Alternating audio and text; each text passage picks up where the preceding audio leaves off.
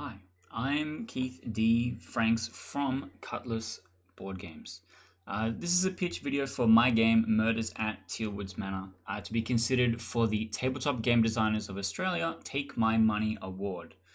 This award is intended for games which have brought innovation, originality, and appropriateness to theme or game, which I believe I have done here. But first, some genre context. Murders at Tealwoods Manor is part of the murder mystery game genre, and historically with games like Cluedo and more modernly with Murders on the Cosmic Express, the genre operates with three key areas. A setup phase where the game determines the culprit, an investigation phase where the players attempt to learn the identity of the culprit through key items such as the murder weapon or the crime scene, and the final phase where the game is won by successfully guessing the murderer. Or in a different interpretation, games like Werewolf, where murders occur over the course of the game, and a player inhabits the role of the murderer and other players must locate the player with the werewolf's identity, but there is no locations or murder weapons.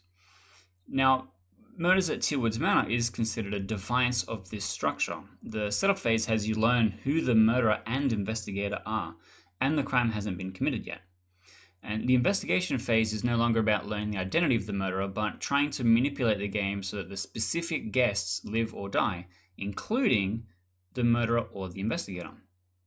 As the guests are all marionettes by which we the players play out our story, and at the end of each hour or turn, one of these puppets perish. Players will score points which will determine a winner by their secret goals, which are bounties that are claimed at the end of the game from guests surviving or dying.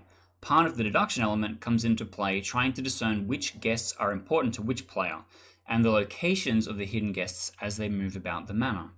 The final phase is then the story resolution.